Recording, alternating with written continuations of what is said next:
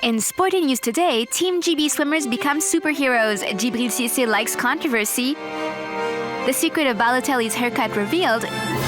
And Eden Hazard at the Cannes Film Festival. Team GB star swimmers turn into superheroes.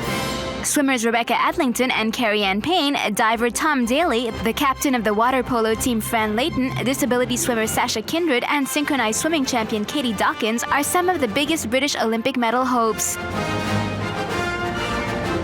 To encourage British fans to support them, they've become heroes, superheroes. Well, today we're doing a photo shoot with British Gas, which was very fun, something completely different to what we normally do. The theme today of the shoot has been superheroes. This morning was all about kind of getting a good look for a superhero stance. I was the flying person in the background, so it was quite cool bouncing on the trampoline to try and get the right pose. The photo shoot was organized by the team sponsor, British Gas. With 2 months to go to the Olympic Games, Team GB need to strike up as much support as possible from their fans as they prepare for the biggest competition of their careers. Winning over the hearts and minds of the public is also part of the quest for gold. Djibril Cisse always just has to stand out. He proved it yet again during the final of the UEFA Champions League. While social networks were abuzz with the Chelsea-Bayern Munich match, Cisse decided to post pictures of T-shirts from his Mr. Lenoir brand on Twitter. We all know the player's love of tongue-in-cheek provocation, and this was no exception. The pictures sparked controversy since 2 of them featured very explicit inscriptions alluding to sex and drugs. The Queen's Park Rangers player tried to put out the fire by explaining that they were only T-shirts and that they shouldn't be taken too seriously. A pretty successful publicity stunt by the Maverick striker. Nike sends Mario Balotelli to the barbershop. In the brand's latest campaign in the run-up to Euro 2012, the Manchester City striker is portrayed sporting a wild array of hairstyles. You've got to admire Super Mario's ability to poke fun at himself. Under the watchful gaze of PSG players Mamadou Sakho and Javier Pastore, the Italian reveals the secret behind his famous hairstyle. So, what do you want? Be remembered.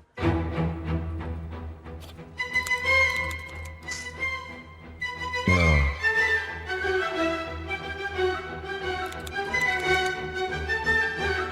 Nah. No.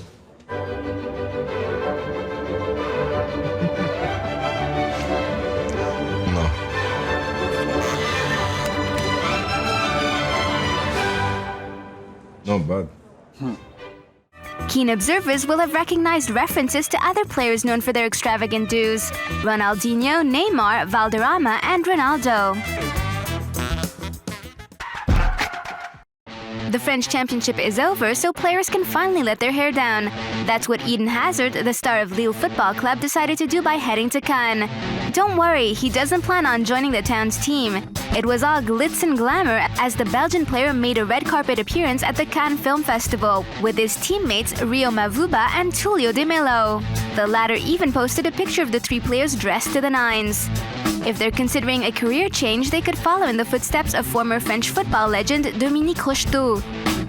The man nicknamed Green Angel is shortly going to star in a French feature film entitled Elle s'en va.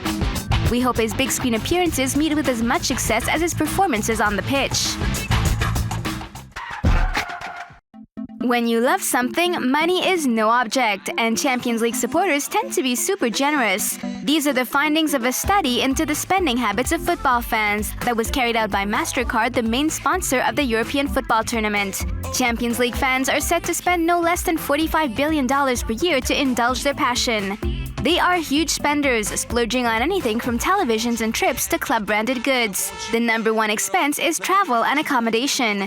Train and plane tickets as well as hotel rooms cost supporters around $11 billion a year. The second biggest dent in their pockets is subscriptions to paid television channels. $9.5 billion, that is to say 1/5 of their collective total spend over the season. And since fans like to get as involved as possible, betting on matches grosses $5.7 billion annually. Just as much goes into merchandising, caps, jerseys, scarves, and other branded goods. And finally, since fans don't live solely on football, yes, that's right, they have to eat too, they are often fueled by fast food and beer in and around the stadiums. A massive $3.2 billion is spent on refreshments. After all that, the reported $548,000 made by Chelsea players for their Champions League victory seems just like a drop in the ocean.